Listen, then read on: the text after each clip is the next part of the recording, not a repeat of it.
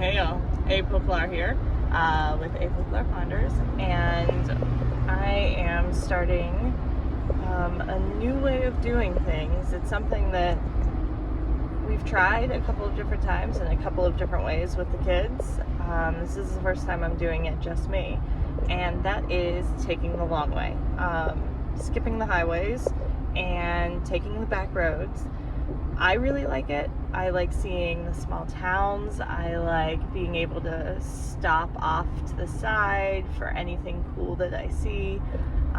So I'm heading to Illinois from Ohio for a job, and I decided I would take the long way. So as I take the long way, I will take pictures, videos, that kind of thing about some of the cool things that I see and my thoughts at the end of the drive, which will be about 2.5, 3 hours longer than it would have been had I taken the highway. So we'll see whether or not it felt like it was worth it, and follow along because I'm going to be doing the same thing from Ohio to Florida with the kids in about 2 weeks.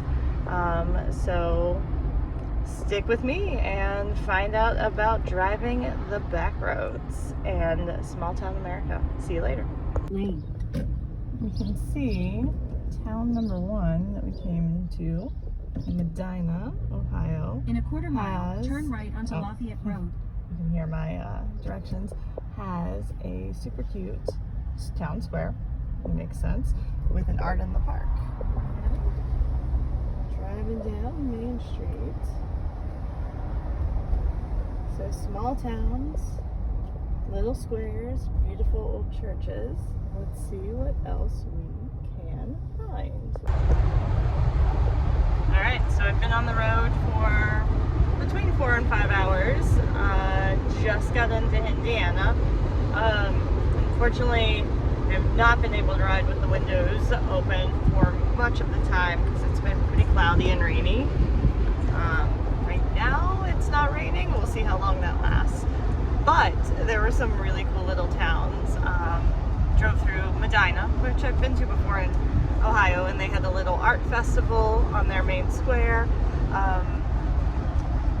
Most of the small towns I've been through have had some very similar characteristics. One is train tracks running either around the outside of town or kind of right beside where the main street is. A church or more, usually older looking churches, beautiful. Kind of at the start of the main street area, and then a cute little town square or town center, and some sort of veterans memorial, whether that's a playground, whether it's a statue out in front of the town hall, or an actual kind of memorial, I don't know, several statues in a specific place in the center of town, and or signs throughout the main street hanging of individuals who were veterans or individuals who had passed away during the different wars that the U.S. has been involved in. So that is kind of the overarching themes that I've seen. And little ice cream stands. Cute little seasonal ice cream stands that have probably been in the family for generations. That is another thing. So all of the small towns that I've driven through have had some, if not all, of those little characteristics. And I think that's pretty much it for now. My assumption is that Indiana, small towns, and Illinois small towns will be the same, but I will let you know if I see any different patterns. And every gas station I've stopped at, and I've stopped at a couple because I've been drinking a lot of coffee. You might be able to tell from how fast I'm talking. And so I stopped a lot to go potty and to get more coffee. And every person that works there so far has called me sweetie or sweetheart or hun. Again, small town America at its finest. I'll let you know what else I find. Bye. Not a bad stop in the middle of Indiana. A nice beer. It says Oktoberfest, but it's actually a red. It's on Coons Lake in Indiana. And it's got this cute little sitting area. It's drizzling a little, but it's still really comfy. And you can hear the old jams playing.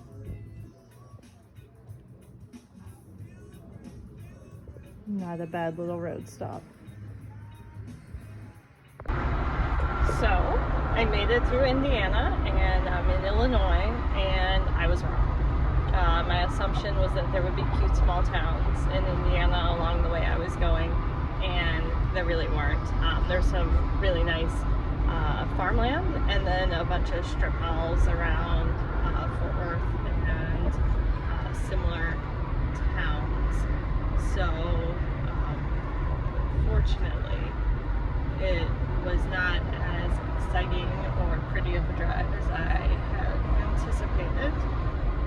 Ohio definitely had more small town appeal to it on the back roads. And it may have just been, and it probably was, just the back road that I happened to be taking because it was a state highway kind of thing.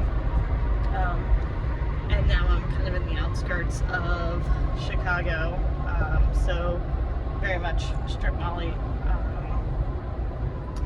That's pretty much it. So back roads, half success, but it has been enjoyable. It keeps me paying attention because there's so many turns and lights and just things to see. So you can't drift off in the same way that you can in your mind on the highway, but I definitely wasn't feeling as sleepy driving this way as I would have on the highway. That's all for now.